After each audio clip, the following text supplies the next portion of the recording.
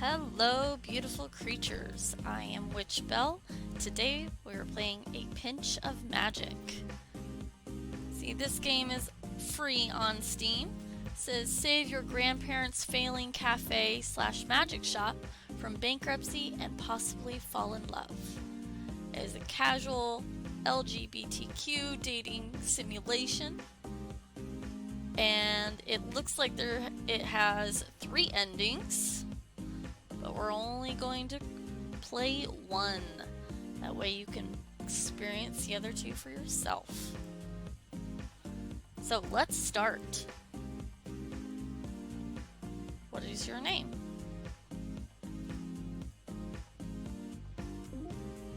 Okay. Pronouns. Well, normally go by she or her, ma'am, them. Beautiful person. Go by all of them. Playing as a female. Whoops. Was that the right button? Nope, that was the right button. Okay. Oh, I'm so cute. I like that outfit. I cannot make my hair do that. Wah! Let's see. I let out a freeing yawn as. Oh, I thought she was screaming. Okay. Yawn. I let out a freeing yawn as I leaped down from the bus onto the pavement below, bags in hand. Finally made it. Drinking in the familiar surroundings, I take a moment to execute some quick squats. The brisk stretchercise is exactly what my compressed muscles ordered, all stiff from the several hour-long bus ride from the city to the sea. I've actually never been on a bus, or if I was very, very little. And it was probably like at Walt Disney World or Branson or someplace like that that was big, so very claustrophobic. I wonder if this is how Jack-in-the-Boxes feel when they pop out. Newly energized, I extend my arms to the tropical sun as if to pluck it from the sky and take in a greedy lungful of delicious sea air. As always, the warm climate here on the coast feels as though it's welcoming me back home, back to the place where I belong.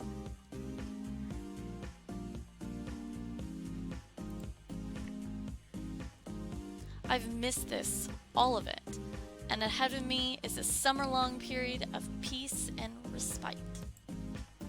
I just graduated high school, and from now on, there will be no parents, teachers, or peers reminding me with every breath that I'm wading to the end of my teenage years with no direction. Just the sun, the sea, and this place. My destination, the tranquil seaside town of Linsdale. Nestled in a quiet crescent-shaped cove on the coast and licked by the starry, deep blue waves of the East Sea, some people have taken to affectionately nicknaming it Moon Bay. A pretty occultic name, all things considered. But it always seemed perfectly apt, because it's also the town my grandmother, my Baba, calls home, and she just so happens to be an exceptional and absolutely eccentric witch. All these years later, and I still wouldn't put it past her to have coined Moon Bay herself, just because it might help drum up business among the magic folk. For the first time in 3 years, she'd asked me to visit this summer, and I can't wait to resume my magic training. My fingers, electrified, are already tingling at the prospect. I reach into the pocket of my hoodie, feeling for the letter she'd sent, making sure it's still there. Cursive on vellum and a wax seal. Yep, nobody except that willy old woman would write like this anymore. There's no time like the present. Unable to hide my eagerness to see her again, I hoist my bags up to my shoulders and take off at a sprint up the staircase, leaving the bus stop far behind. And once I leap across the threshold of the stairway's end, I see the sight I've longed for and open my lungs wide. Hello, coffee. Curiositas, I'm home. My grandmother's cafe stands before me, a static monument among the other buildings, utterly unchanged, like a moment in time, perfectly preserved the way I always remembered it. It reminds me of my childhood, of iced tea in summer, sea salt ice cream, and freer days spent under Baba's tutelage. That in itself is a rare kind of magic that leaves me spellbound. Naturally, my peppy cry draws the attention of several passers-by outside the store, many of whom recognize me and wave in greeting. Well, I'll be, if it isn't Belle. Been a spell since you've been back. Still kept that strange habit of greeting the cafe like it's a person, I see. Well, she's not wrong. I guess I am a little old to be shouting in public. No, you're not. But as Babby used to say, a witch breathes magic and life into all things. Every word is a charm, every sentence a spell. That is beautiful. I like that. Now that I think about it, it's totally possible she was just hoodwinking an extremely gullible 5-year-old. But, well, it's a cute tradition, so who cares? I wave energetically back. Hey there, it's good to see you again. Do you know if my grandmother is about? That question seems to give her pause, and she forces a smile which can only be read as guilty embarrassment. Oh, you mean she... Well, I'm not too sure. Haven't been in for a coffee for a while, you see. Anyway, nice seeing you, kid. Before I have a chance to respond, she scuttles off over the hill, leaving me stranded in confusion at the shop door. What in the hemlock was all that about? Glancing over the cafe again, my eyes narrow suspiciously and roam up and down the building. I finally notice one extremely telling clue. It's the height of morning, and yet the curtains are shut tight. This year still is how quiet it is. Wait, don't tell me. I practically kicked the door down in my provoked state, and once inside, all of my suspicions are confirmed. Not only are the lights all switched off, not only are there no customers, not only has the door clearly been left unlocked with complete disregard to nasty drafts, thieves, and trespassers, but on top of that, Baba is nowhere to be found. The lingering mingled fragrance of sweet teas and bitter coffees temporarily catches me off guard, filling my nose and mind with happy memories. But I quickly remember why I'm here. I stomp across the cafe floor in big strides, making a beeline for the door at the far end of the room, a door hidden behind a heavy satin curtain and bewitched to be invisible to all non-magic customers. Baba? Baba! Ooh, I like the way that looks. I stop dead in my tracks. In the secret room, piled floor to ceiling with mystical objects, is Baba's crystal ball table. A table radiating with memories of afternoons sitting in her lap, poring over dusty tombs and having the wonders of magic whispered in my ear. And now on that table, clearly awaiting my arrival, is a small paper ornament, an enchanted letter folded into the shape of a miniature rabbit. When I enter the room, it turns up its ears and bounds up from its slumber, hopping to the table's edge to greet me. I would recognize this magic anywhere. Baba would while away hours folding these critters for me as I studied, until she had gifted me with the entire animal kingdom out of paper. It never failed to put a smile on my face. Which can only mean she's buttering me up for some unsavory news. I skeptically scoop up the paper rabbit in my hand, and at the touch of my finger upon its nose, it unravels itself. Sure enough, my grandmother has inked a note in cursive inside. My dearest Belle, I have run away. Since I was the one who invited you to stay with me this summer, I'll venture that this will come as a shock to you. It wasn't part of my plan. but running the cafe was beginning to feel rather droll. Then I remembered it's mugwort season and also that the witch folk are hosting a mushroom picking festival in the mountains. Much less droll by far. Do not come searching for me. Write to me, though, if you want me to bring you back some mugwort.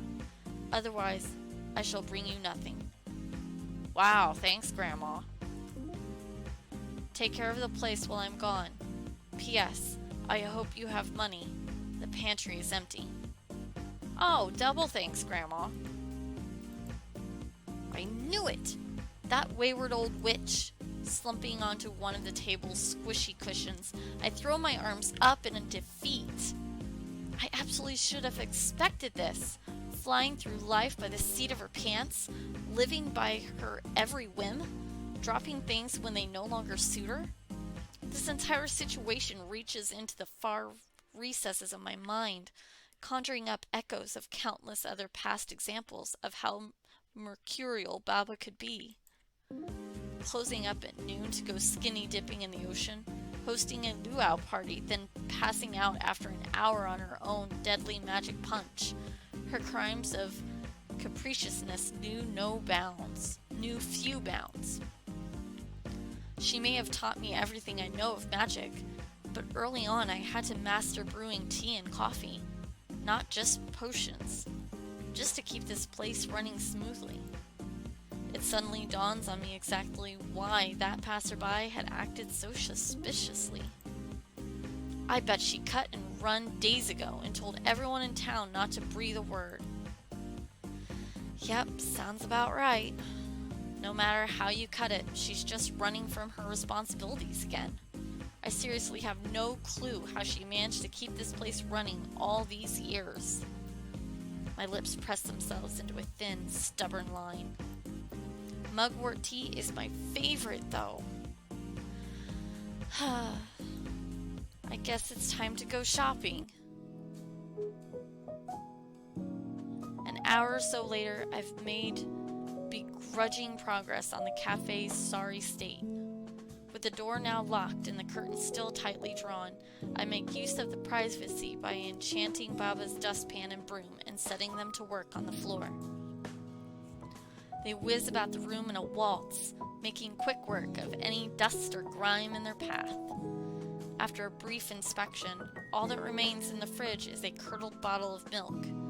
The pantry cupboards had also been harboring nothing but dust, but were saved earlier by a trip to the local supermarket.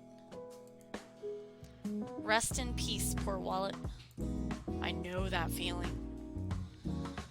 Luckily, it also seems the cafe's more expensive wares are in plentiful stock. The exotic plethora of tea leaves and unground coffee beans have been safely stored in bags or dry containers. The siphons, mills, and other apparatus, too, are in good working order.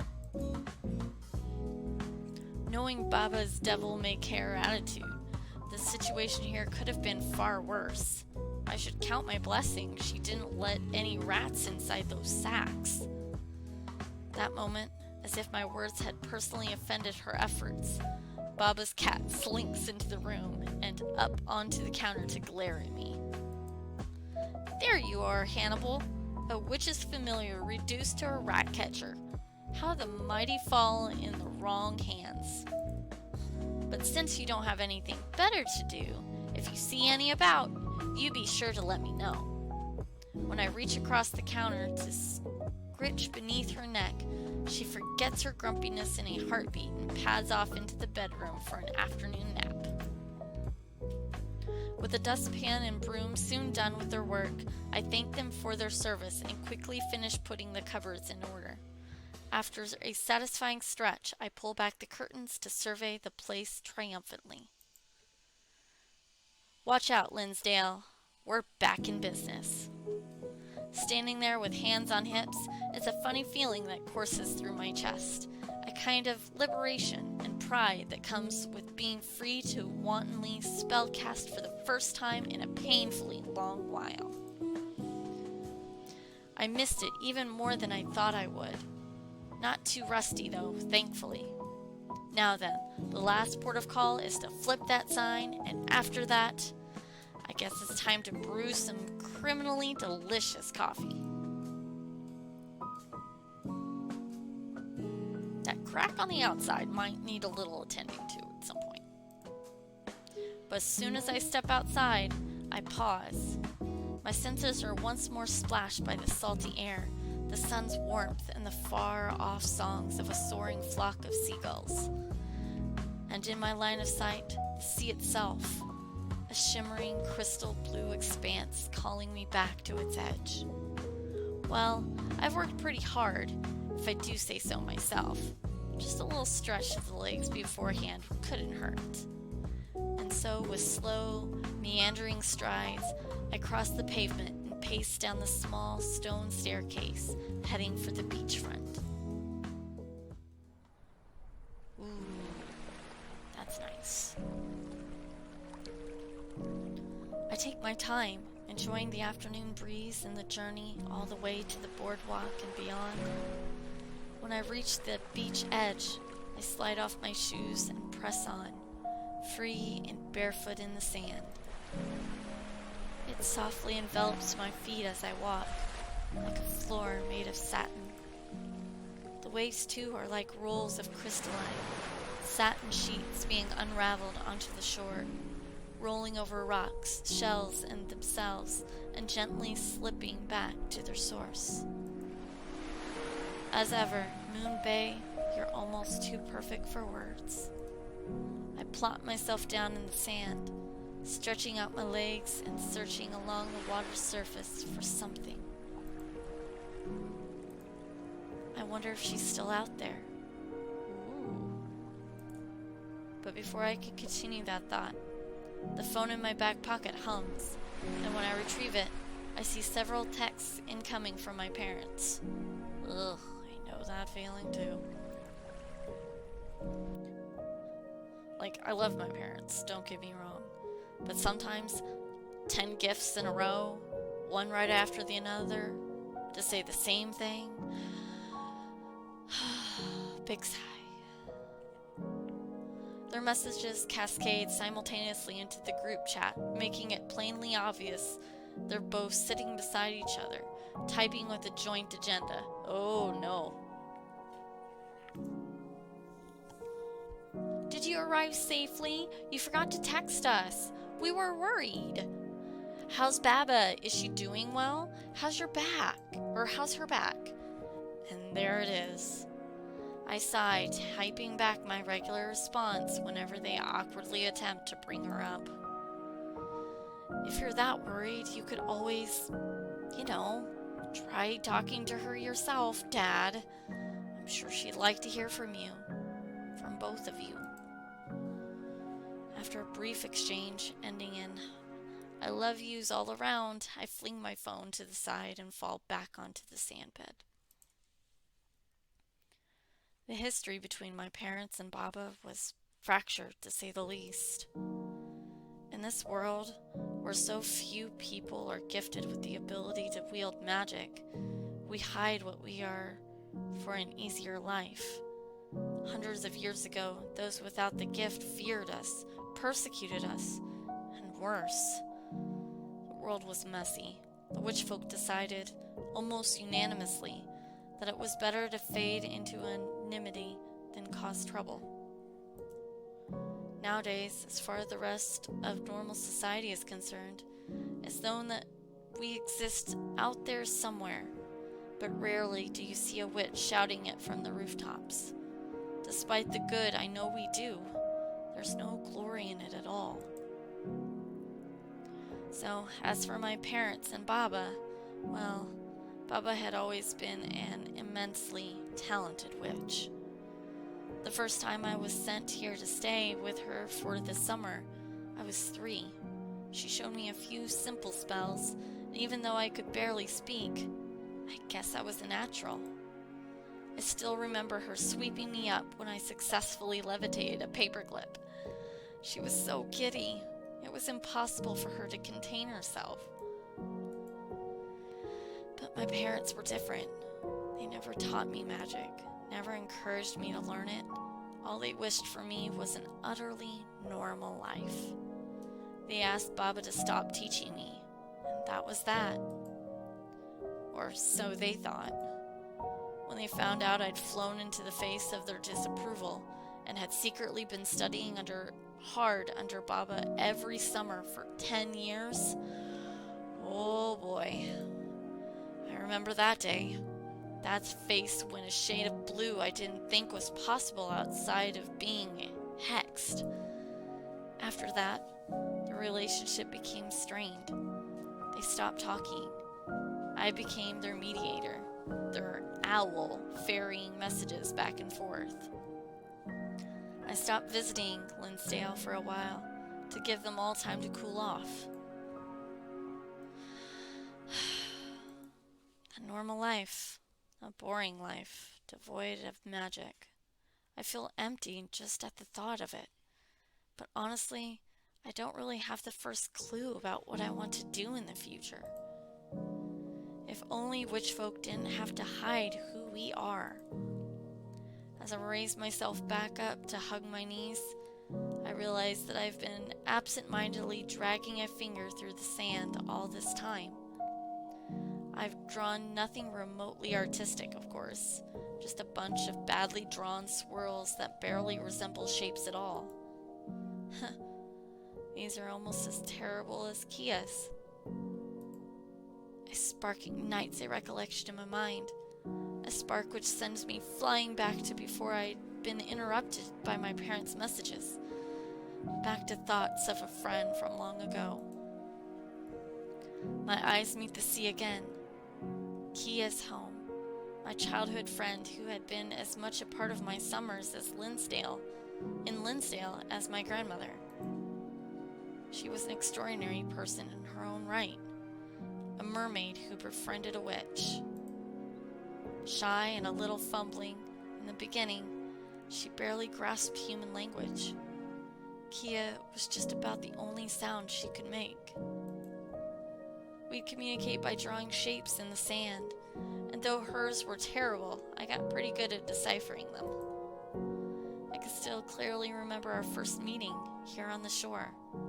I was 5. Mom and Dad had just asked Baba to stop teaching me magic, and I was wailing into the ocean at the top of my lungs. It was only once my tears had dried up that I noticed a curious baby mermaid who'd snuck away from home to investigate the surface, was peering at me through the waves. As I reminisce, a smile spreads across my face. Kia, that's right. I wonder if she and her family even still swim in these waters. With renewed purpose, I leap up and dust myself off. I tread up and down the beach, scanning the waves for any sign of movement. But unsurprisingly, I don't find a trace of her anywhere. There isn't a fin in sight. Well, that'll teach me for being willfully optimistic. As if mermaids would ever venture this close to shore. They'd be found out in a heartbeat. Still, I haven't exhausted all the tricks up my sleeve just yet. Determined, I set off up and down the beach once again, this time with my eyes to the sand, scouring the golden floor for a very particular object. And finally, wedged between some barnacled rocks, I find exactly what I'm looking for. A prismatic conch, shimmering and weighty to the touch.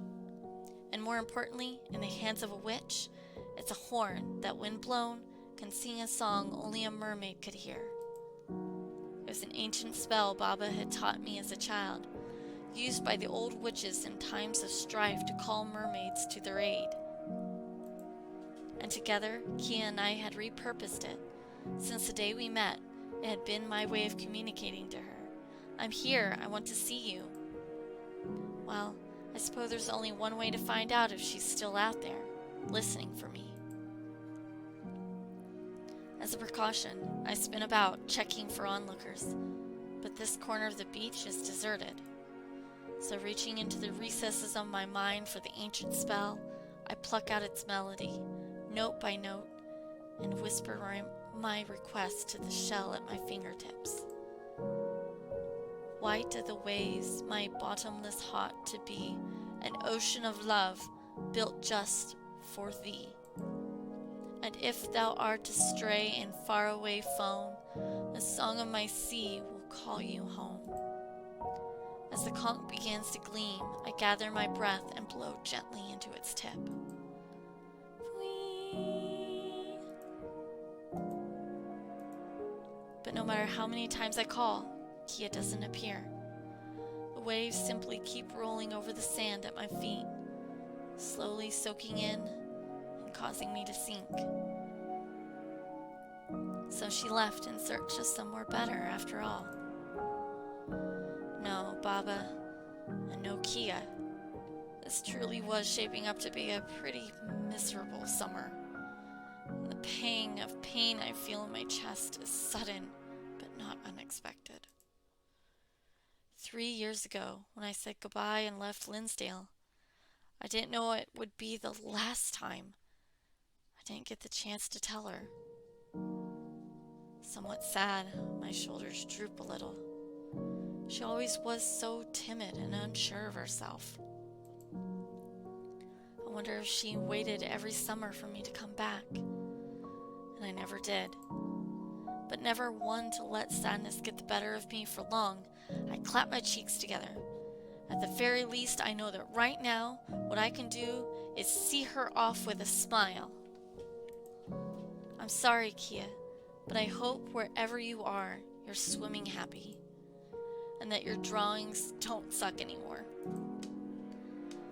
After exhaling my feelings cathartically into the afternoon air, I turn heel and head back towards the stairs. It's time to open the cafe for the evening. But as my head swims with thoughts of coffee beans, recipes, and measurements, I forget to check for obstacles in my path. And before I know it, wah! I collide with someone else. Uh-oh. Oh, I'm so sorry. Please excuse me. The bump had successfully knocked me down a stair or two, but as I shake off the pain, her eyes met mine. Her golden irises, her amethyst hair, everything about her beauty is dazzling, and it temporarily catches me off guard. Phew! I'm grateful she seems unharmed. I run my fingers through my hair, somewhat embarrassed. Not at all. I'm sorry. I wasn't paying attention, either. Are you all right? Yes, Her quiet voice quickly trails off, but she continues to stare at me with great intensity, looking me up and down with wide eyes. That's right, the cafe. I don't have time to be wasting here. So I flash her a polite smile and shooting back up the hill, excuse myself. Well, I'm sorry again. Have a nice evening. She is pretty. Huff. Oh. Large, leaping strides bring me back to the cusp of the hill in record time. With the afternoon sky already fading into an orange glow, evening is practically here. I have no concrete grasp of how long Baba's cafe has been closed since she cut and run. But there's one thing I know for certain, and that's that I don't want to keep the Linsdale patrons waiting any longer. It's funny, if I let slip that Baba's irresponsibleness is what put me into this mess in the first place, I'm actually excited. Rushing about, serving special blends, putting smiles on customers' faces, it was difficult at first, maybe, but I grew to love it.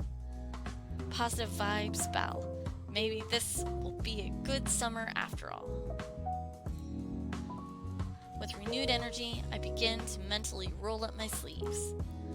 But just as I round the corner, an unpleasant sight makes my newly buoyed mood sink faster than a stone anchor. What the? Directly outside the cafe, pulled unceremoniously up onto the curb, is a garish red sports car.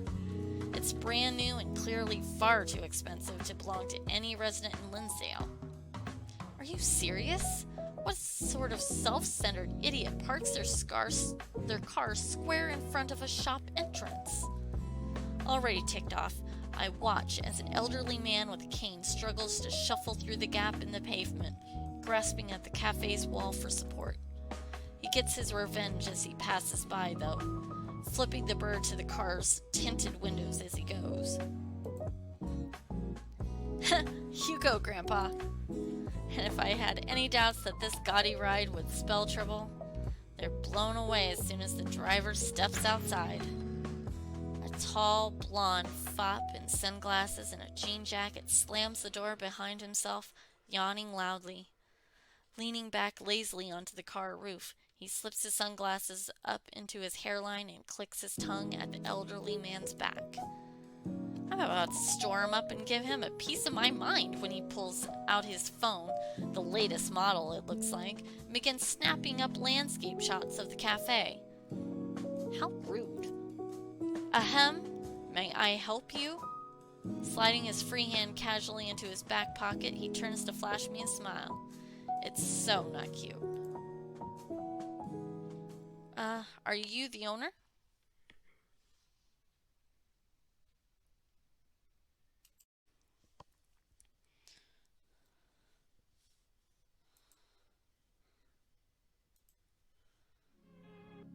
I square up my shoulders as humanly possible, arms folded crossly. Yes, I am. Name's Belle, and I don't appreciate you blocking the door my customers use. Customers? He cockily raises his eyebrow and looks around at the now very empty street. He pulls down his sunglasses once or twice in a mocking motion. Huh, well, how's about that? I guess my prescription's wrong because I don't see a single soul sniffing around. Looks like what you have here is a bona fide dead spot. You jerk. Dead spot? You better not be insulting my cafe. Another condescending smile slowly stretches across his face. He's clearly looking down on me and doesn't care to provide any kind of answer. He just continues on, ignoring my question. Not an insult per se. As it so happens, this is exactly the sort of place I'm looking for. With a twinkle in his eye, he straightens up and spins his phone into both hands. His whole demeanor changes as he begins typing on the screen with lightning speed. So, what's your specialty here? Cafe Cubano? Chinese teas? Matcha? You do serve something other than salty tap water, I assume. Sure, there's a bottle of rancid milk in the fridge with your name on it. Yes, all of those things. We aren't some backwater cafe that only serves standard drip swill. We? So you run this place with someone else. My grandmother. She's not here right now. Uh-huh. And what's this place called? Are you freaking kidding me? Look at the damn sign poster, boy. I sigh, loudly and dramatically. Coffee, curiosities. His fingers pause, they're tapping for a moment. He takes the time to raise his smug eyebrow at me. Right, bravo. No, really. It's inspired, a little desperate, and only slightly nauseating. He stands up straight and takes one more large, gulping glance at the cafe's facade. Then he flips his phone and snaps a headshot of my startled face. It's a perfect blend of material for my blog, that is. Your blog? He gives me a look that is equal parts smug and pitying. It's perhaps the most punchable expression I've ever seen. Do it. Punch it. You have no idea who I am, do you? Huh, no. Wait, but now that I get a really good look at him, he actually does look somewhat familiar. Looks like he should be under a rock. Here, a souvenir. Don't bend it now. It's premium embossed. With a wink, he slips a business card into my hand. Fancy gold script spells out, cuisine blogger, and the name Mikhail. Thanks. Guess I'll use it when I run out of toilet paper.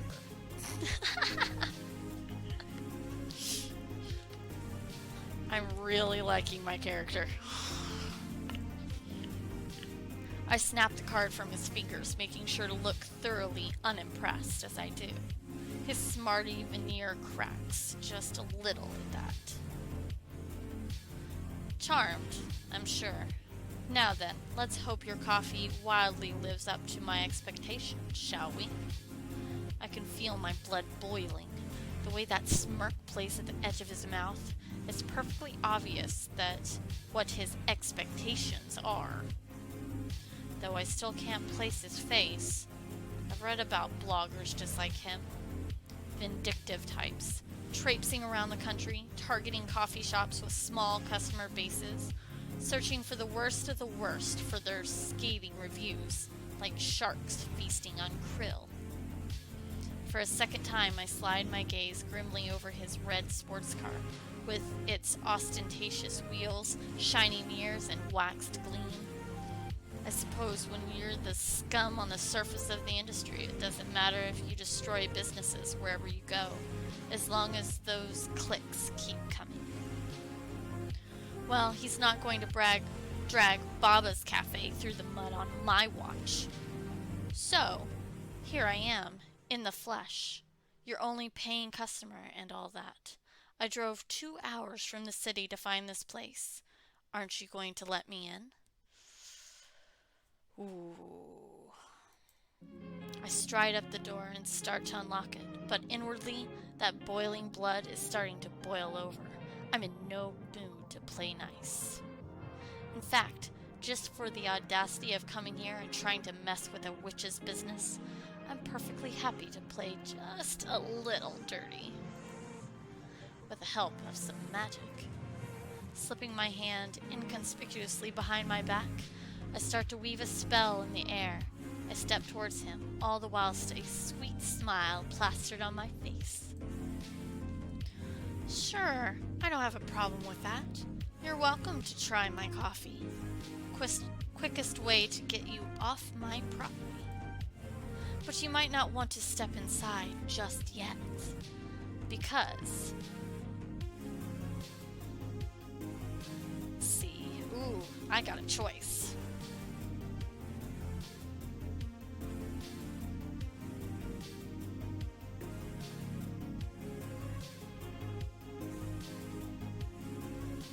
Distract with magic or prank with magic? Ugh, I'm not gonna stoop to his level. Distract. A seagull just stole your phone. What? He pivots on his heels to see the gigantic seabird that is now squatting on top of the roof of his car. Phone in beak. I'm pleased to see that after being summoned, it took the time to excrete on the car before it landed too. Yes! Birds know when there's a bad person in vicinity. They pick those specific cars to go to the bathroom on. It's a nice touch, if I do say so myself. Hey, Birdie, I'm going to need you to give me back my phone now. It's, very expensive, and it was a gift. So, alright? Just give it back, yeah? Deliciously flustered, Mikhail edges closer to the seagull, trying not to scare it back into the skies with the phone in tow. Please? The seagull blinks at him with bored indifference. So, just give it back to... me? He lunges towards the seabird like a complete idiot. Finally compelled to move, the bird immediately drops the phone and rockets itself up into the air. And in the process, its clawed, webbed feet tear through the fragile paint and metal on the car roof, leaving a permanent, deep scar on the surface. Yes. Oops.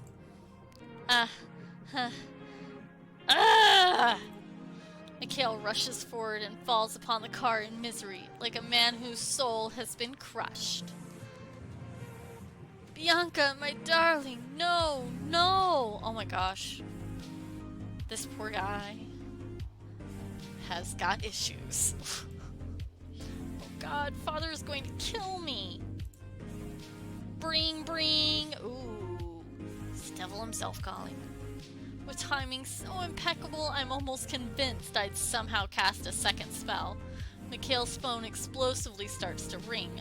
Upon seeing the caller ID, the blood drained from his face. Beep.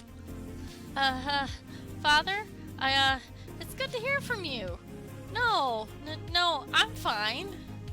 You're back from Hawaii? Ah, well, yeah, of course I can. But, Father? About the car you bought me. Well, see, it's a funny story. Having completely forgotten me, Mikhail woefully shuffles away, out of earshot, to take the phone call. Yes. That wasn't my fault, right? Nah, accident, Belle. Not vandalism, just an accident. Yep, nothing to worry about. And so, mostly smug, yet just ever so slightly regretting my influence on this turn of events, I take the opportunity to back away through the cafe door, swinging the sign to open along the way.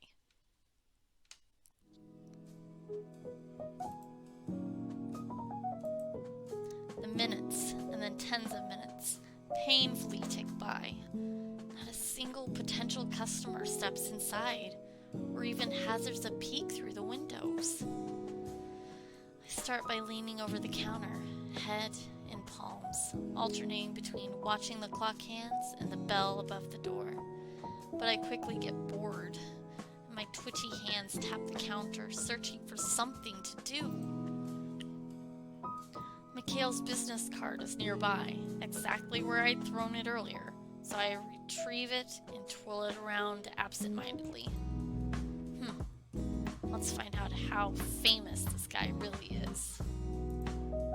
Whoa, seriously? A quick phone search pulls up hundreds of results. Blog posts with hits into the tens of thousands, sponsorship ties to the prominent worldwide cafe chain Moonbucks, a hefty follower base on social media, and even a narcissistic modeling portfolio of monochrome shirtless photographs. Just great. Except I don't have enough problems right now. Gah! And what's with these pictures? He's dripping wet in half of them. Did someone turn on a hose or something? So stupid. Now more irked than ever, I chuck my phone aside and go back to watching the clock. All this inactivity is doing nothing except stiffening my muscles and making me anxious. 30 minutes, and not a whiff of anyone. Not even one of the regulars. This can't be right. I recall my previous summers here, when there were always non-magics and witch folk around, mingling, joking, and shooting friendly banter back and forth with Baba. Back then, her cafe had never seemed wanting for patrons.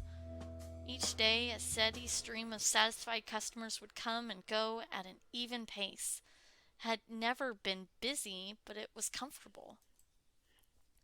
Sure, it's unlikely that they'd be a lot of witch folk making the trip right now. No doubt they're all up on that mountaintop with Baba, picking mugwort and betting on drunken duels.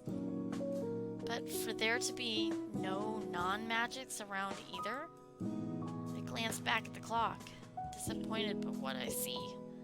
It's far too late now to be trying to pluck customers off the street. But if I root around, there may be something of use laying around somewhere.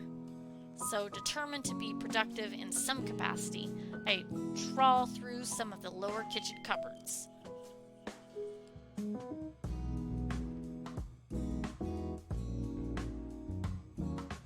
Hoping to find something to use to attract new customers in the morning. Sensing activity, Hannibal slinks into the kitchen and curls around my leg. With a pointed meow, she leads me to a hatch under a rug on the floor, below one of the open cupboards. Nice! Good job, Hannibal! She purrs silkily and continues to circle around as I rummage through the contents of the hatchbox.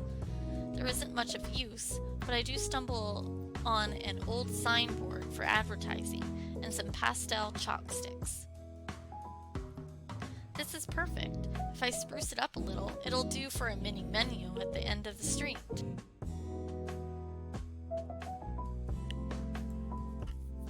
Hannibal pokes her little head beneath my arm, demanding scritches for her hard work.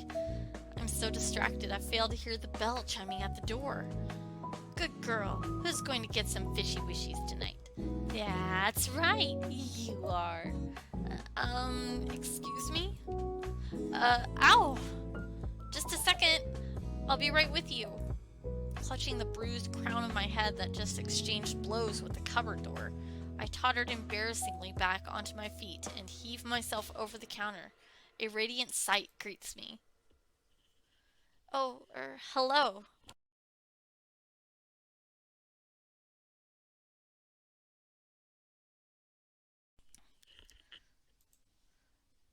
Fishy wishies? Sorry, I was talking to the cat. Oh, I remember you. Her eyes visibly sparkle and her cheeks pinken. You do? Of course, the lady from the beach, right? I'm so sorry again for bumping into you back there. Oh no, that's quite alright. So that's what she meant. Somehow she looks kind of sad. Did I say something wrong? An awkward silence settles over us. As it stretches on, she starts to comb a finger nervously through a loose curl of hair. Her hair is very pretty. Well, this is a fine way to start the evening, by making my only customer uncomfortable. Applying my kindest, most sincere smile, I gesture towards one of the seats at the counter. I can at least salvage the situation by acting professional now. Where are my manners? You're here to order, right? What can I get you? We have a menu around here somewhere.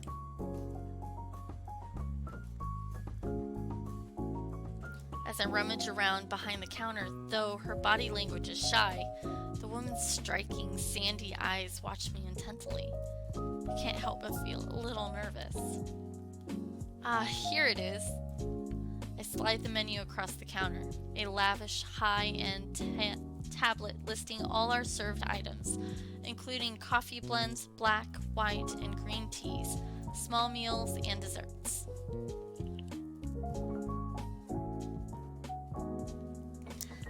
That sounds like a lot of different stuff to keep track of.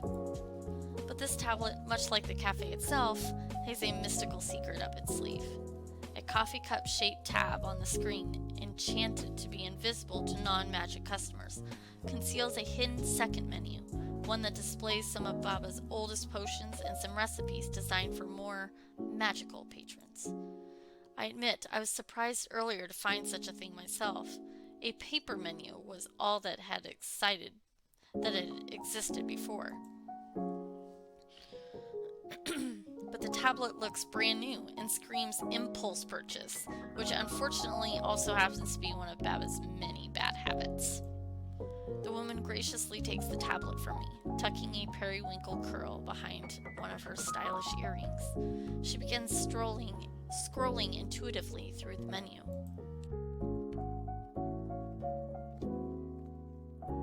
She's so elegant and glamorous, and her eyelashes have this beautiful, dewy quality to them, like black waves breaking on the beach at night. So strong was that association, I was curiously struck by a sense of familiarity. But then, you have nothing new on the menu, I take it? Sorry, you could say I'm somewhat of a regular here. I know this place and its owner very well. Oh, then I take it you also know my grandmother is out of town right now. I do, but it's no trouble at all. I didn't come here today to see her. She tilts her head shyly. It's a devastating move, but I don't think she's doing it on purpose. Is she enjoying her vacation? Oh yeah, I'm sure she's having a whale of a time. She pulls stunts like this far too often. I'm half convinced she dragged me back here just to rope me into running this place for a few weeks.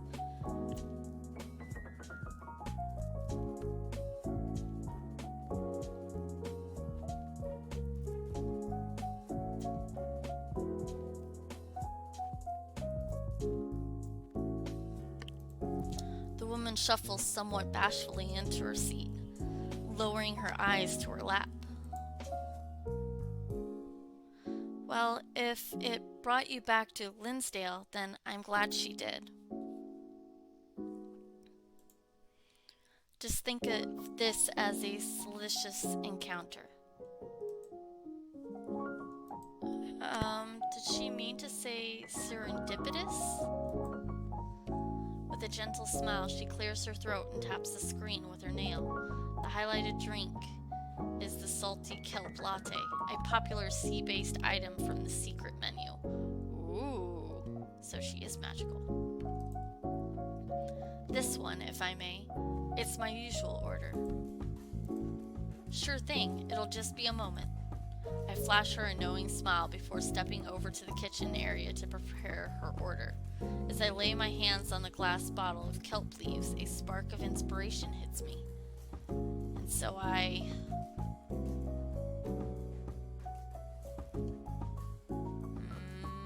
should I prepare it normally or prepare it with magic? She must already know I'm magical to be able to read the menu that she used.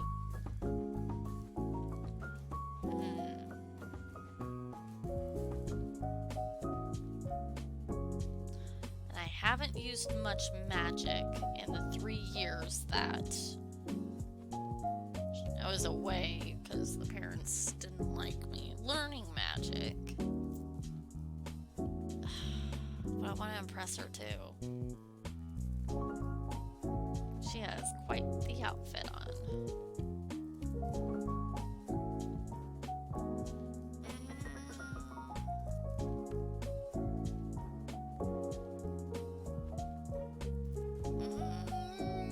No, be a good girl. Be a very good girl. Prepare it normally.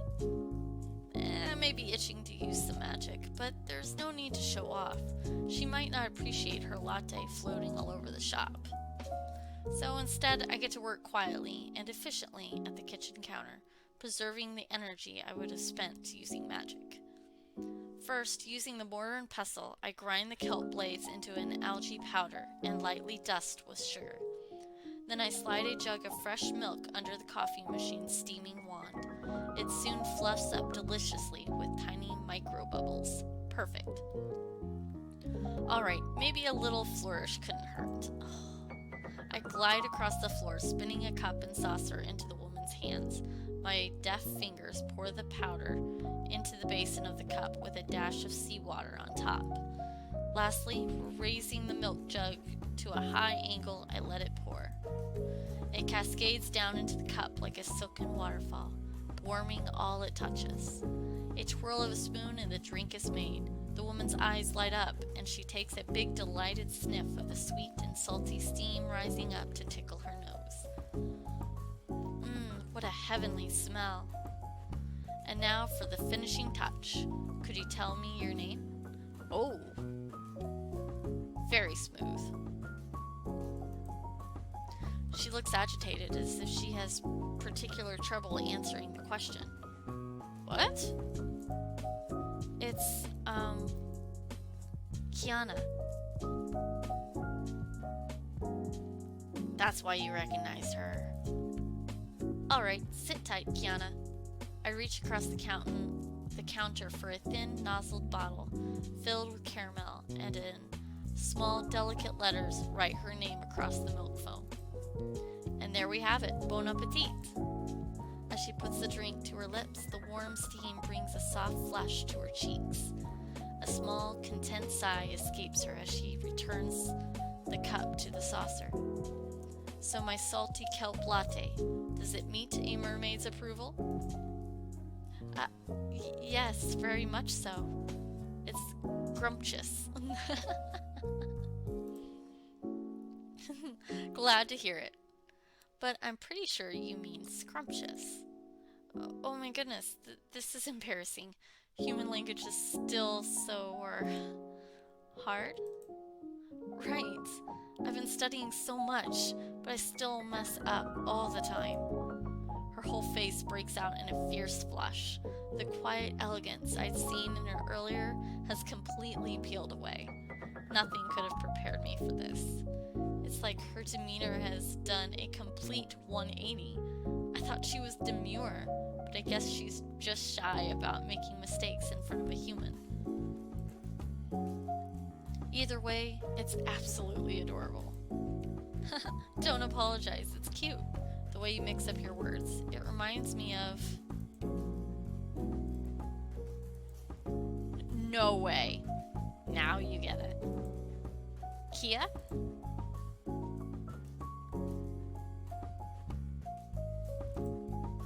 And so I've been visiting the cafe ever since my Brineling ended. I suppose I look quite different now, don't I? Brineling? Wonder what that is. That's quite the understatement. I didn't recognize you at all.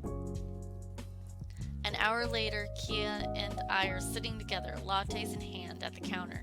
We've been talking so animatedly, I barely think either of us have paused for breath.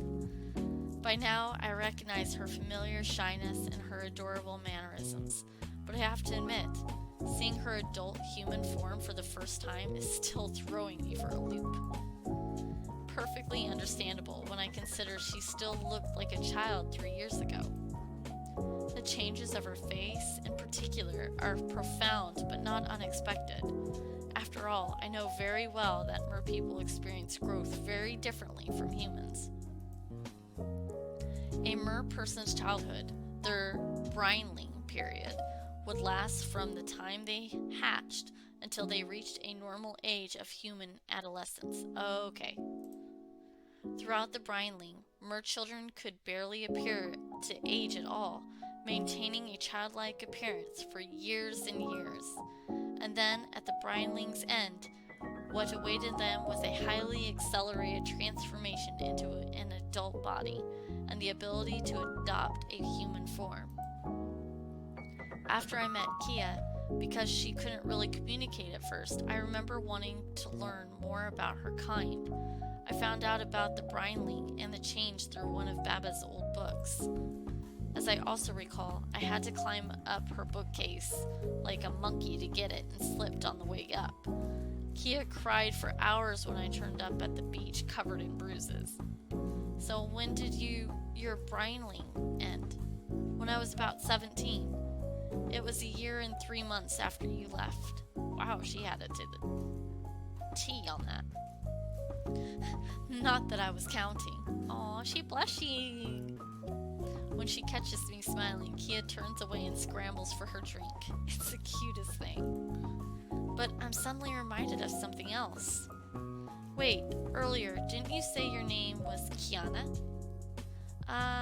Well, after you didn't seem to recognize me at the beach, I was a little embarrassed. She sighs heavily, resting her hand over her heart. And even though I came to the cafe just to see you again, I still couldn't bring myself to say anything. Oh, but Kiana is the land name I chose for myself, so I wasn't exactly lying to you. I just had trouble pronouncing it when we were children. I do use it around Linsdale. My family in the ocean still used my sea name, of course. I probably shouldn't pry into that. Mermaid sea names are private, intimate things after all. I guess I should be careful not to call her Kia too much around town, though, either. With that niggling question out of the way, I loop the conversation back around to what really matters. So, how is it? Your change, I mean. Oh, it was, better than I expected. The growing pains were bad for a while, But compared to the others who experienced it at the same time, my change was relatively quick. She takes the last few sips of her latte, then lays the empty cup down and fingers it pensively. I'm just happy that my outside finally matches who I am inside. When we used to play on the beach together, we couldn't go far because, well, I chuckle as I head back around the kitchen counter to wash our cups and saucers. No lakes? Right. You were growing up, and in my mind, I was growing up with you. But physically, for me, nothing was changing. And every year, it felt like you were getting further and further away. And there was nothing I could do about it. We used to draw so many shapes in the sand, all the things I wanted to do, all those places I wanted to visit. But because of me, we couldn't do any of it. Her eyes glazed over. She suddenly looks quite dejected. Not wanting to watch her beat herself up, I take her hand in mine. But we can now, right? Exactly. No more hiding in the rock pools or covering up her fins with a blanket. I brought her with the blanket I brought from the cafe. We can stray as far from the beach as we like now. Go anywhere we want. Now that you have your human form, the world is your oyster. You just let me know what you want to do and we'll go do it. It works like a charm. Kiana's sandy eyes light up. She leans across the counter, brimming with excitement. Okay. Oh, but with your grandmother gone, you'll be working here full time, won't you?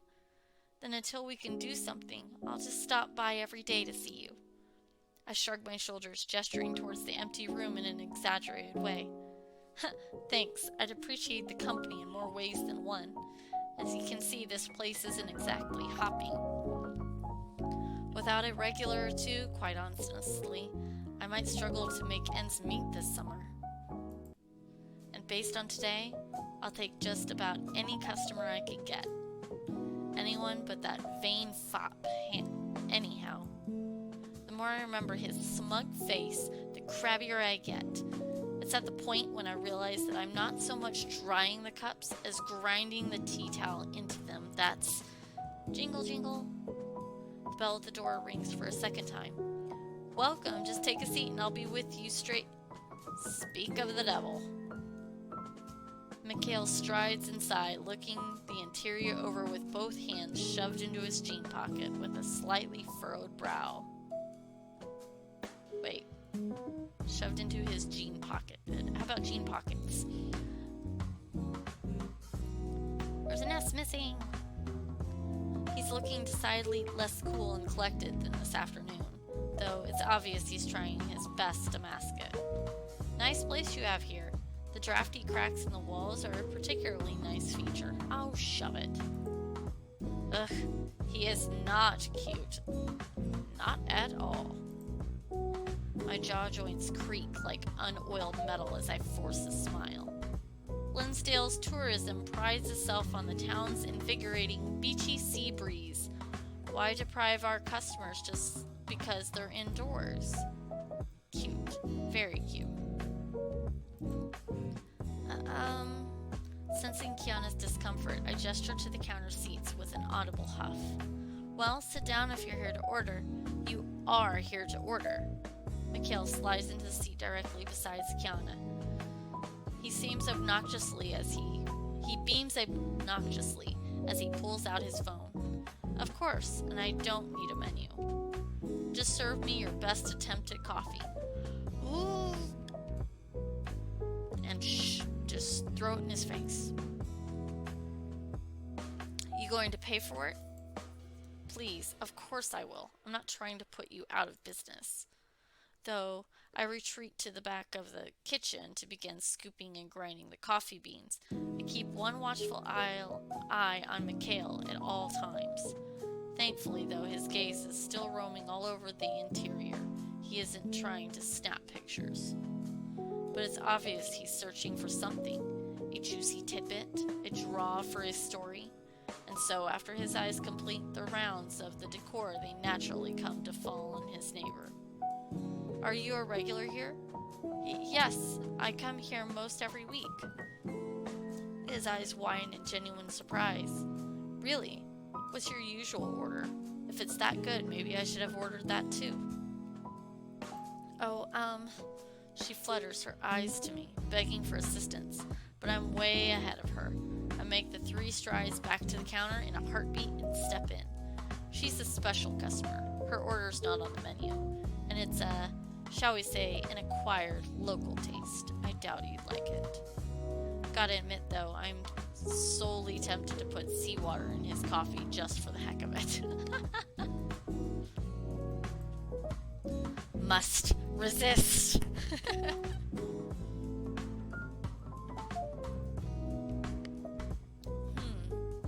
Well, that's a shame. You'll have to let me in on the secret of that drink sometime.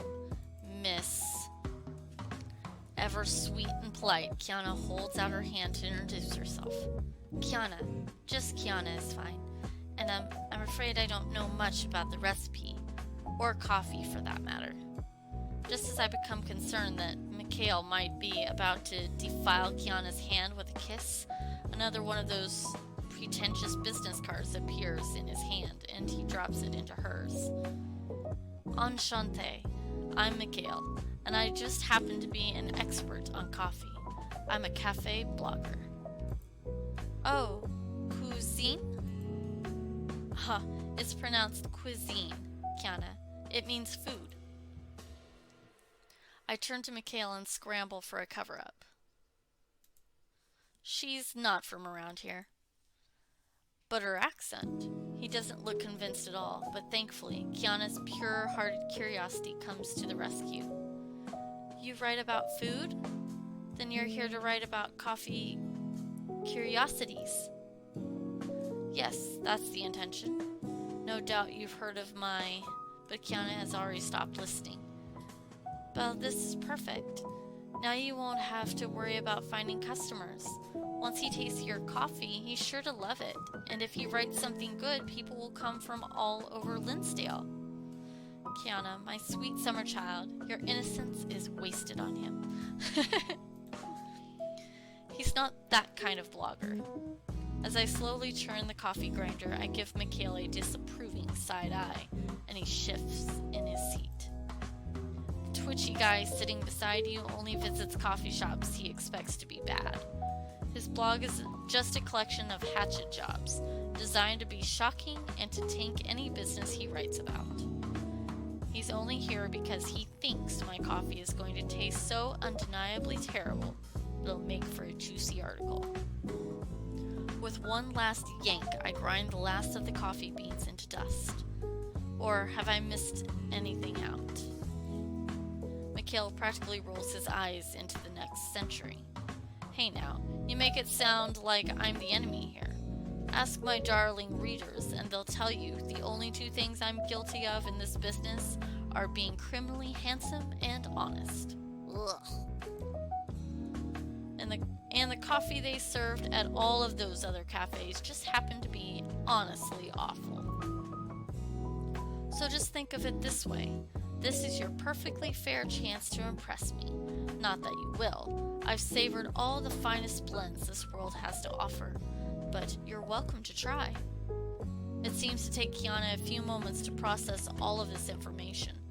I guess she still isn't all too knowledgeable about this side of human society yet, but once it does click into place, she looks crushed. But how could you do something like that to hardworking people? That's so despicable. And I guess that one was supposed to be despicable. Oh, I guess I said it right, just naturally. I'm happy she has my back, but Kiana's just wasting her breath. Besides, this coffee critic just unwittingly challenged a witch. I'm not the one who's about to be eaten alive. It's alright, Kiana. He has the right to do what he likes, and so do I. All I have to do is prove him wrong. So go ahead. With a single finger, I slide a cup across the counter in one fluid motion. It stops just shy of Mikhail's hand, taunting him like a gauntlet being laid down in a declaration of war. It emits a powerful, bitter aroma so tantalizing that it clings to the air and doesn't let go. A mouth-watering aroma no person could resist. A secret house blend with a little pinch of something special mixed in. I sneak Kiana a mischievous wink, and she understands my meaning implicitly. Drink up. You won't be disappointed. What's the matter? You should drink it before it gets cold. I won't let you use the excuse that it was bad simply because you ruined its flavor by letting it sit too long. Brimming with devilry, I decide to push him just a little harder. As the expert here, you wouldn't make that mistake, would you? Watching him squirm and tug at the collar of his jacket, I realize I'm enjoying myself far too much. Still, I don't take my eyes off him. I stare him down until he finally gives in, puts the cup up to his lips, and, all that bravado, and it's mediocre after all. But he takes another sip. Exactly. It's completely, and another. Completely, and another. And another. And another.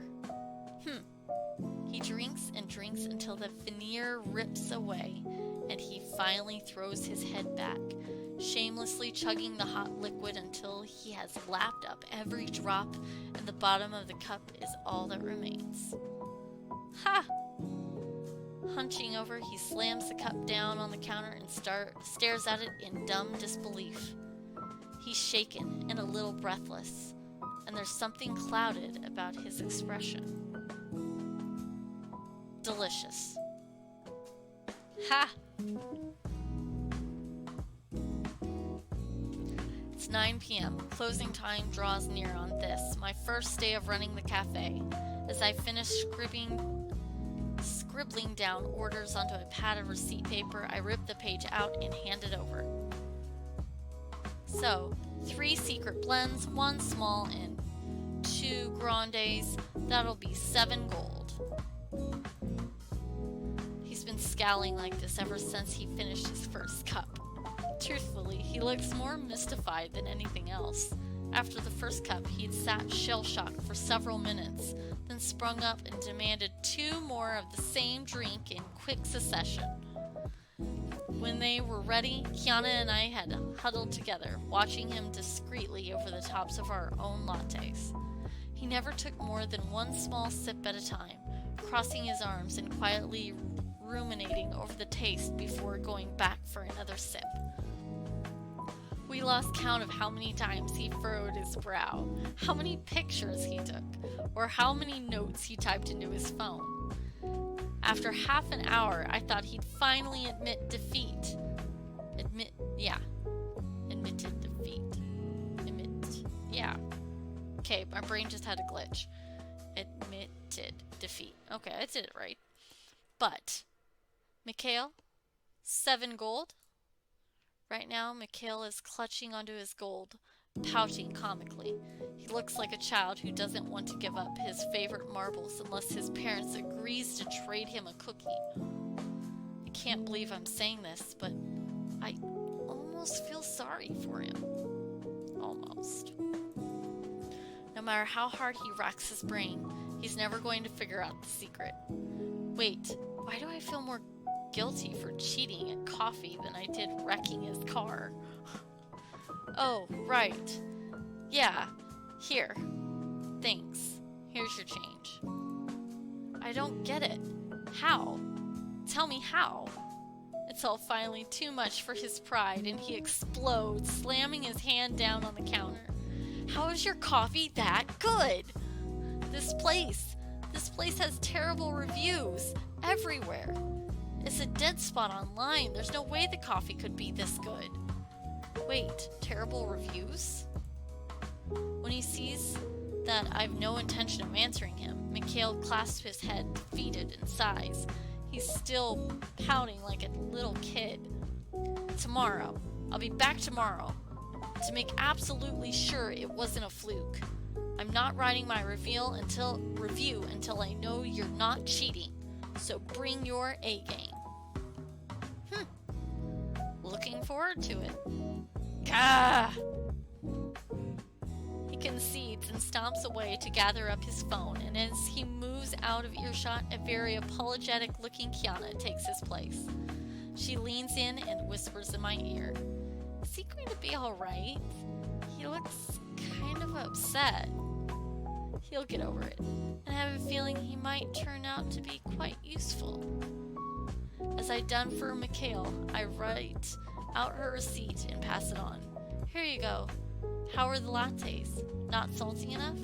She puts her hand to her face, cheeks pink with contentedness. "Not at all. They were perfect. Even more so than your grandmother's. Your kelp lattes leave me feeling completely refreshed. Being out of the sea for so long sure must be tough, huh? Anytime you need a pick-me-up, you know where I am." Thank you." Just as Mikhail is making his way back, Kiana puts her hand into her purse, fishing around for gold. She's fumbling a little, like she's having trouble. I forgot. Maybe she doesn't even know how human currency works yet. But before I can cover her, Mikhail steps forward trying to act chivalrous. "No need to be flushed. I've more than enough for the both of us." "Oh, it's fine. I think. Here, is this enough?" She tips out the entire contents of her purse onto the table. A whopping, shiny mountain of gold. Individual coins spill off the counter onto the floor. "What the? Kiana? It was 8 gold, not 800. "Oh, well, that's okay. I have so much anyway. Just take it." She turns to Mikhail with the sweetest innocent smile. "Would you like me to pay for yours too, Mr. Mikhail?" No, it's mumbling something about how he had already paid. Mikhail picks his jaw up off the ground and quickly sees himself out. "Did I say something wrong?" "No, you didn't. Don't worry about him." I pause, thinking back to what Mikhail had let slip earlier. "Kiana, this cafe, does it have a bad reputation in Linsdale?" Late into the night, I'm staring absent-mindedly into Baba's crystal ball with my head on the table, a fuzzy blanket around my shoulders, and Hannibal in my lap. Baba's rabbit-shaped letter is still hopping about on the desk, deftly dodging all of Hannibal's impish paw swipes.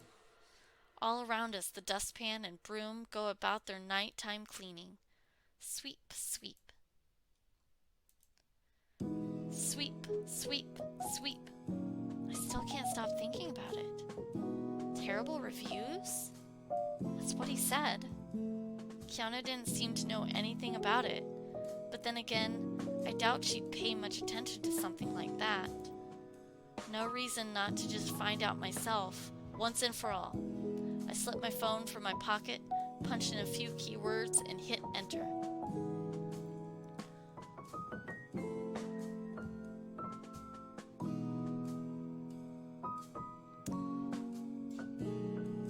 Well, it's been over an hour. I think I'm going to leave it here. And if it's not very much longer, I will copy and cut them together. But this may be a 2-parter. If so, I'm going to save here, and I hope to see you guys with the ending. I am going to leave it on that cliffhanger. Next time, we shall know what the reviews are. Thank you, everyone, and have a beautiful, beautiful day.